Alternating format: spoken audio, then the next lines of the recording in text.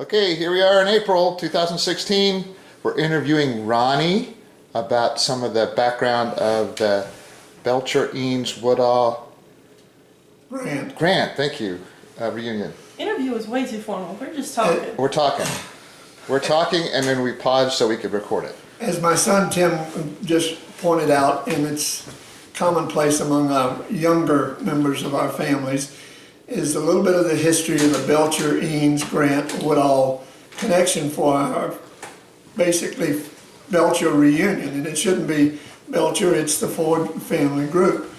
And primarily it stems from my grandmother Grant. She was married to Mr. Grant, and he of course produced two sons, Charlie Grant, and I can't think of the other son's name at the moment. But anyhow, Charlie Grant is a connection here because Charlie Grant married my dad's sister, Myrtle, and she became Myrtle Grant instead of Myrtle Belcher. So that's how the four families started. The first family unit was, of course, Woodall, and that's where my mother came in because she was one of four children, daughters that Grandma Grant's first husband, Mr. Woodall, produced in the family. Now the Eanes part comes in because that's what my grandmother's maiden name was. She was an Eanes, and of course that's where the Eanes connection comes in as well. And then of course Belcher is from my father's side, Thomas Belcher. So could I ask, I want to ask clarification. So Ruby was a Woodall? Yes. And her maiden name was Ruby Alice Woodall. And Ruby's mother was an Eanes? Her original name, unmarried name, was Eanes, her last name. So she was an Eanes, she was a Woodall, and then she was a Grant. For Ruby's mother? Ruby's mother. What was Your Ruby's grandmother. mother's name? What was her first name? What was your grandmother's name? Say that again? What was your grandmother's first name? Grandma Grant's first Yeah. name? I have no idea. I grew up with Grandma Grant. I don't know anything else. I believe you. Grandma Grant. Her name who will not be spoken. Okay. I'm so, sure it's in, we can dig up Somebody that does. first name thing, but Yeah, somebody. my grandmother was not on a first name basis with a little chap like me. It was not. Got it. And that's what I was to her, was a little chap. You know, I hear that's consistent. Yes, you might be a bigger chap now. yes, a little bit bigger. Alright, so your grandmother started out as an Eanes, married into the Woodalls. Your mother married into the Belchers. Correct. Got it, okay, alright. And then Grant was, tell us again? I'm trying to follow.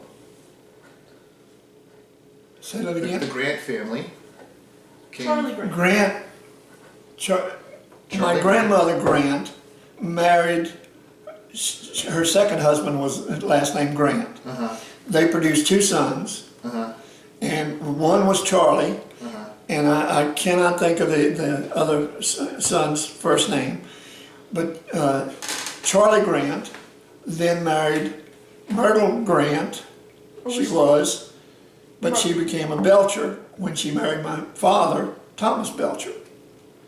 So Ruby married Tom, making her a Belcher. Myrtle was a Belcher, married a Grant, made her a Grant.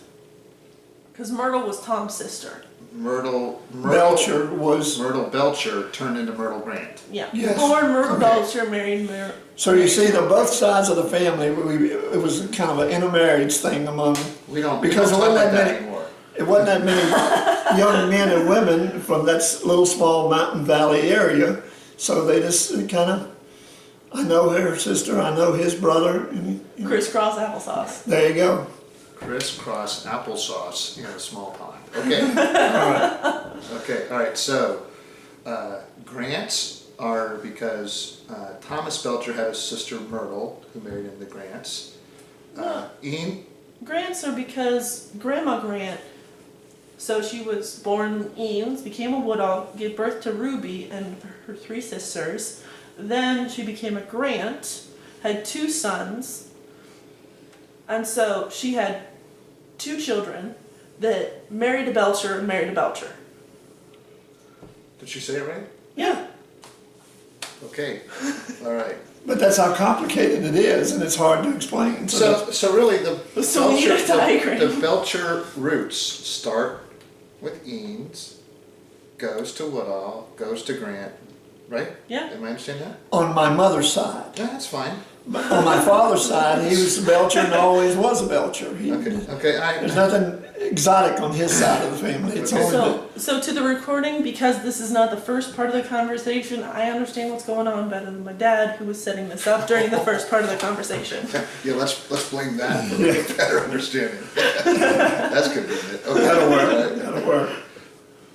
I don't hold it against him though. Okay, great. Okay.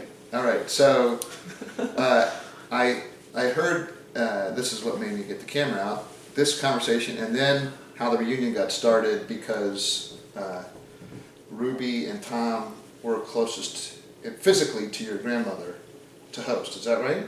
No. Okay, that didn't. Let's start over. The Grandma Grant hosted the reunion up until the time of her death. After her death, then the decision was, okay, where is the family reunion going to be from now on?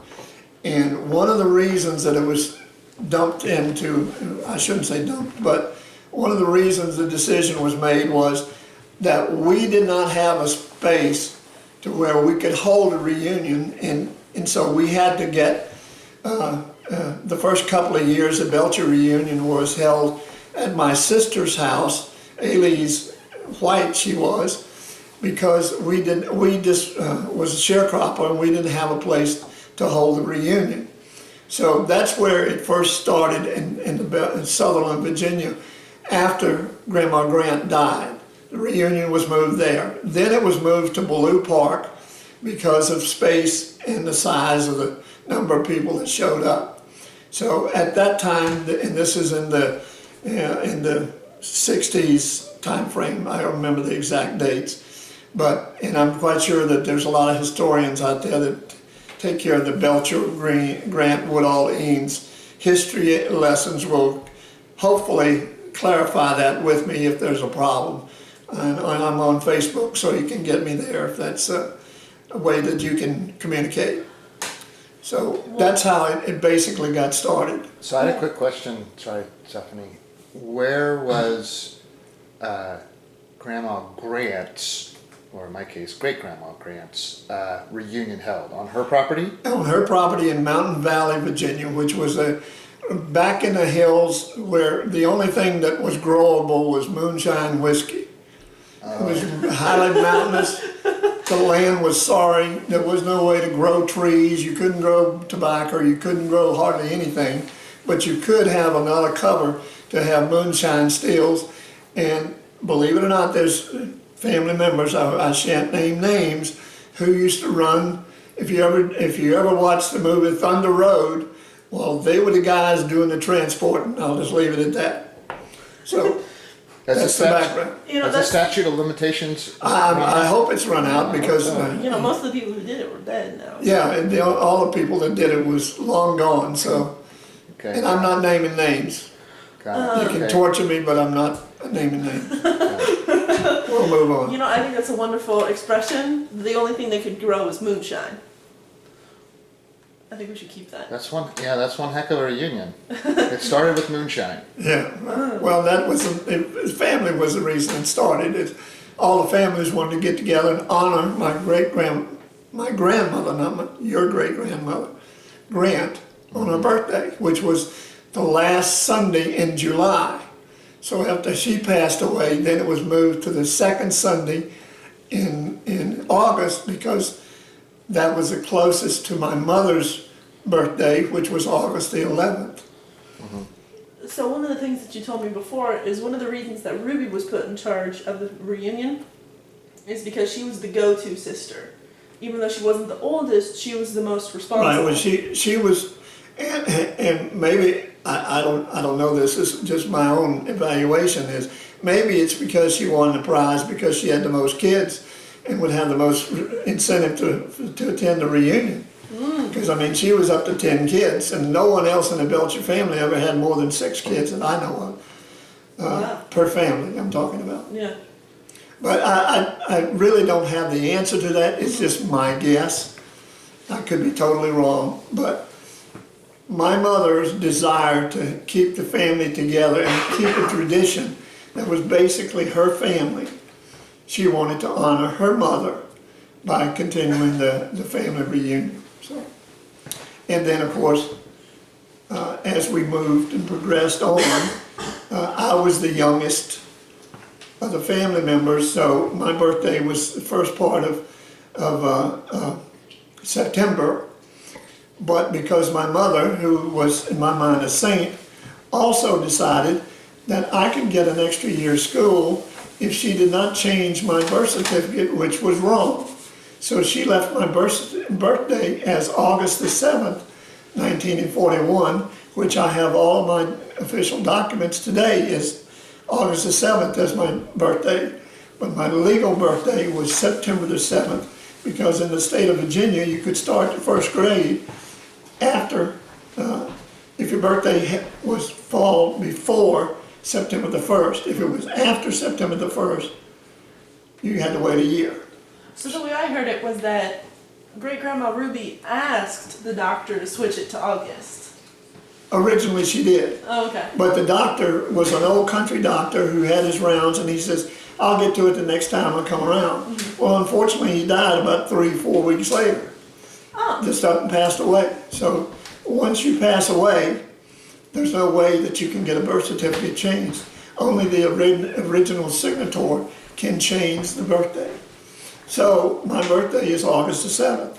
Again, falling in line with, hey, traditionally the second Sunday in August, we'll have the reunion stay pretty much the same, because we do have a child that falls within that second weekend in August. That makes sense. So That makes sense. there we are. I see Dad brought you some water. I think Your voice so. is getting a little tired. Oh yeah, it's sorry, but I'm gonna take a quick sip of water.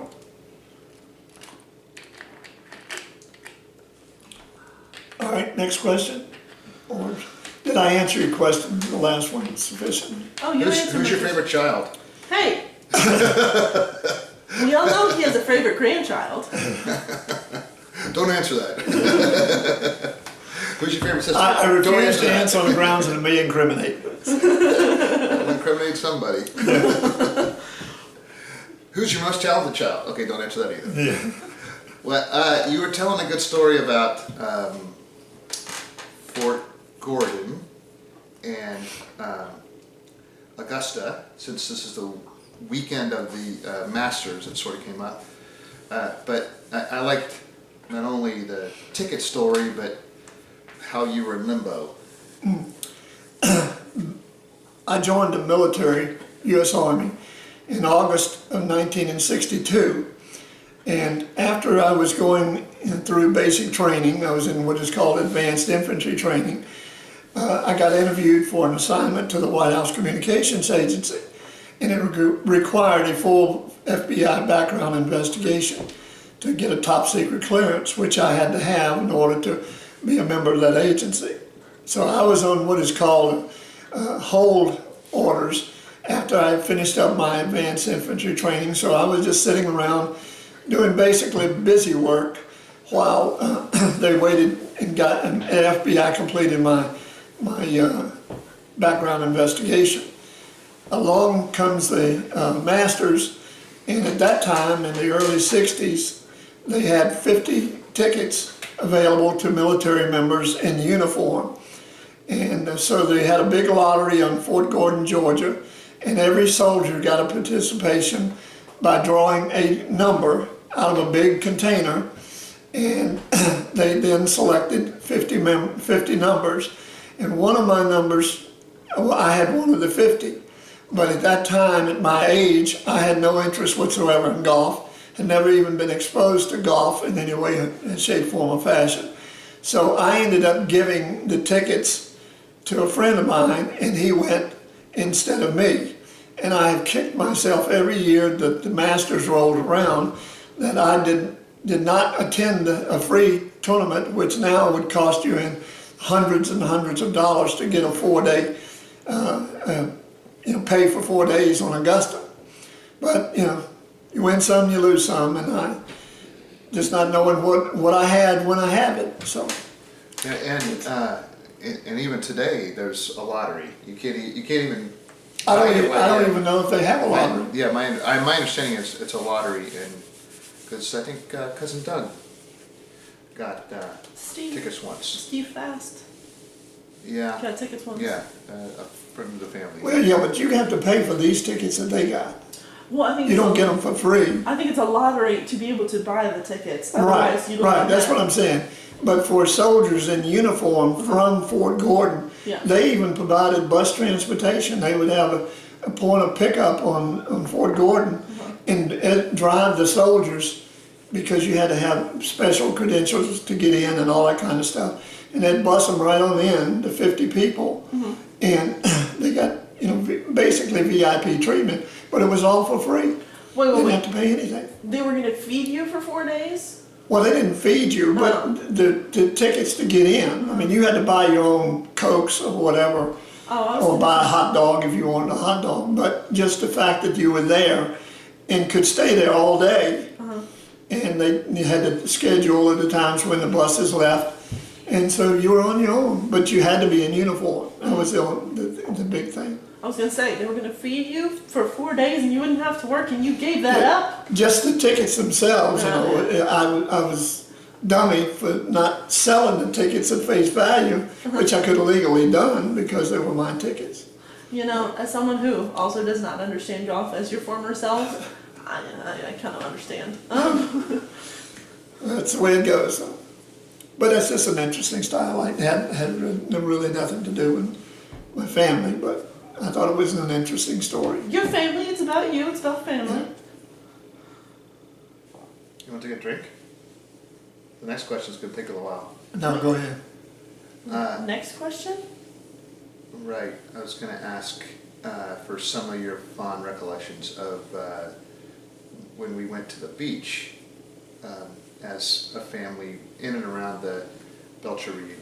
When he was a little chap. Yes. Yeah, when I took over chaphood. Yes. Instead of large Chapness. chaphood. Actually, the time frame was all three of my children and my late wife Sue at the time. Kimberly was in the mix, my middle daughter, and my youngest son Christopher. All three were like under 7 years old, and it was like herding cats. That's the best way I can describe it. Come here. Three going 3 different directions, and if I said it once, I probably said it 1,000 times. Boy or girl, you better sit down and be quiet. Don't make me come back there. Yeah, that phrase too. That was because I had a big old white Mercury station wagon that was like 3 miles long. And, we made the whole back into pallets. But that days you didn't have seat belts on for kids. Are you kidding me? You just dump them all in the back and you just play bumper pool as you're riding down the road 60 miles an hour, and there were the kids bouncing around in the back. And it's like, no worries. But anyhow. How many people would cringe today, right? All of us. The beach was one of the highlights, though, of our whole year, because we lived in different places, including Florida, and we'd have to drive all the way from Florida to South Carolina to make the beach trip, which was like a 14 or 15 hour drive, because it was 9 hours through just to get to the length of the Florida state.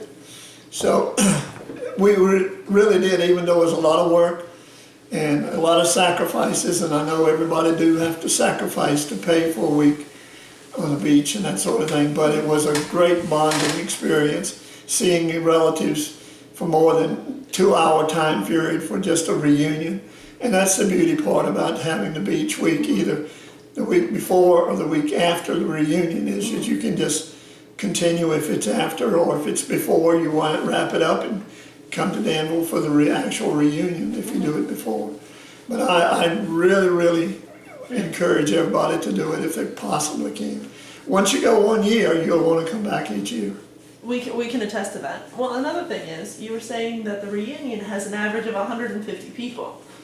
I'm saying average, I don't know what it is now, I haven't had any head counts. Well, last year it was like 75. So, but in 3 hours you can't even say hello to 75 people probably. Oh, absolutely, absolutely. So you need a little relaxation time with everybody to say, oh hey, how's your year been? Well, part of that estimate of 150 people was, remember, Mom and Dad had 10 children. And at one time, we were all alive and we all attended the family reunion, and that's when we got the 150 average. But now it's basically down somewhat because over time, families drop in and out of the picture and that sort of thing. Well, like I'm one of the second cousins, and it's harder to explain to people why I go see all of my second cousins and third cousins. Yeah, yeah. Which, It's not something that every family does, believe me. There's not a whole lot of families that have yearly reunions year after year after year, because it's hard to maintain that core group of people that attend every year, and that's who I'm speaking to now, is that core group that come every year, come hell or high water, they're there. And that's the group that I want to applaud and say thank you to, because it's a heck of a chore to do that, and that's why I'm going to try my darndest to make it all the way across country, even though it's going to be very taxing. But if I can physically make it, I'm going to make it. If not, I'm going to be there in spirit. well, we'll get you on Skype if you can't physically make it. So. Yeah, I'm optimistic we'll get you there. We've got tickets booked. Yep. Hotels Places? booked? Yeah, places to stay. Yes. Oh, no. Okay. So, how many years did we go to the beach approximately? Was it 5 years? Was it 10? Was it 20? I mean, I'm trying to think of something like maybe 5 years. yeah. I can't recall after you guys got up to be teenagers that we ever Well, made it to the beach, or even if we still had beach trips. So that's part of the clarification of the question too. When we say we're talking about the Ronnie Sue Belcher 5. Yeah. But was there ever beach weeks in which we didn't participate? There may have been. You There don't remember? possibly could have been. Because remember, again, I was with the White House Communications Agency all that time frame, and there possibly was business travel along that same time frame in which I couldn't make it. And for example, when we were living in Key Biscayne, Florida, I would have never asked Sue to pack up you 3 kids and drive 15 hours by herself Right. to attend the reunion. I wouldn't have done that. But, Right. Okay. All right. And I'm sure there's beach vacations that happen that we didn't know about, or there's camping or something. oh, sure. Yeah. And I say this to everybody that views this piece or video, is if I've misspoken about dates or whatever, please correct me, because you know, a lot of people have better memories than I have at this stage of my life. So, you know, I could be wrong, but I Wait. You've got a shirt that clarifies that. I could be wrong, but I doubt it because I'm a Belcher. yeah, that's true. I don't have it on, but I do have a shirt. The only people correcting him are Belchers, so Belcher blood. There we go. Yeah. That's good. So we'll take a break. All right, thank you very much. Say how much you love everybody. I love you all There you very go. much. Bye.